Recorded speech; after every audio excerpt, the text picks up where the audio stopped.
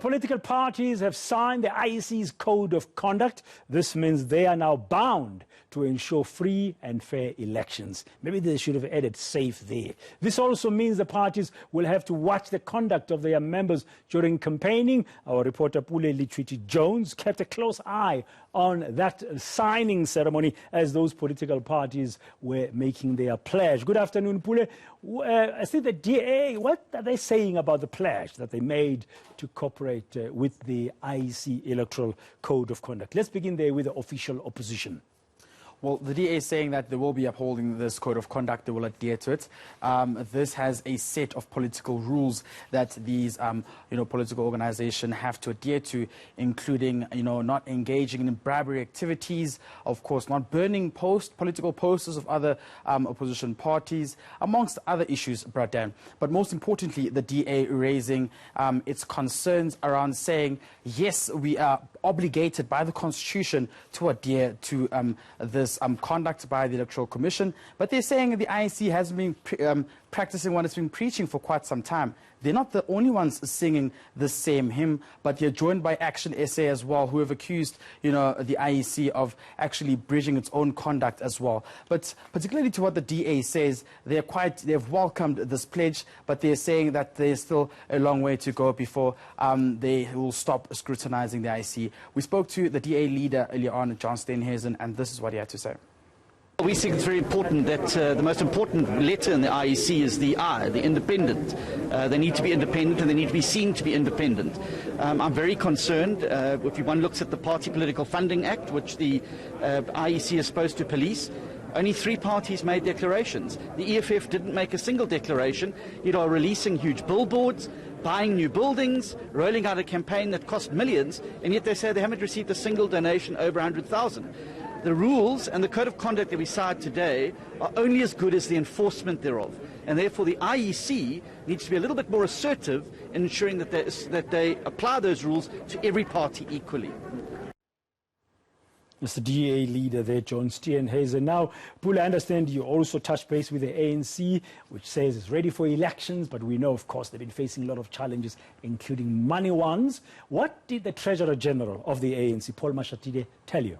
Well, this time around, the TG, of course, Paul Mashatile, had a different spin to the story, Britan, telling us that they are quite aware of the challenges that have plagued the organization, including these financial woes. But he says that they've made a commitment to pay their workers. Now, crucially saying the workers should understand. Now, workers have been complaining for quite a few months that, this has, of course, affected their livelihoods, and they cannot pay some of, their accounts, or rather, they find themselves in debt. And the TG is saying that the ANC, of course, has seen and rather is aware of these challenges, but they try by all means to rectify them. And you'd also remember the head of elections, the ANC, Fikile Mbalula, making public pronouncements that they will not supersede the 50 million budget when coming to campaigning. But we spoke to Paul Mashatile, and this is what he had to say earlier.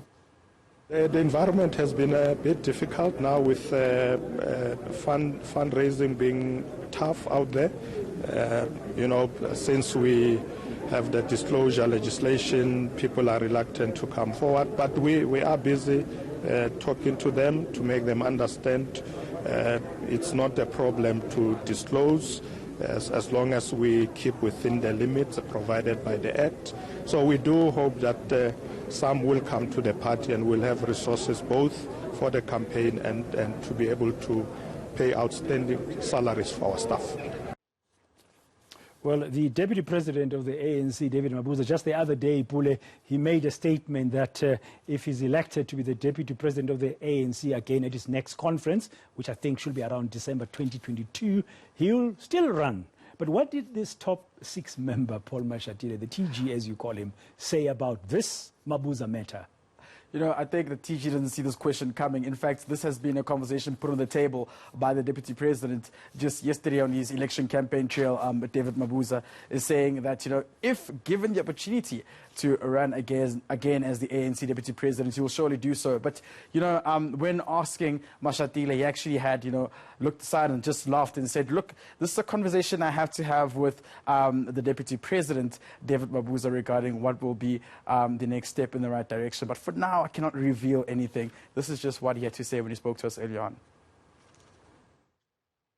Early for those discussions. As you know, that Comrade David Mabuza is one of my friends, so I'm sure we will have a discussion on this matter. Have the discussion, yes, they will have the discussion, because the ANC is set to hold its national elective conference in December 2022.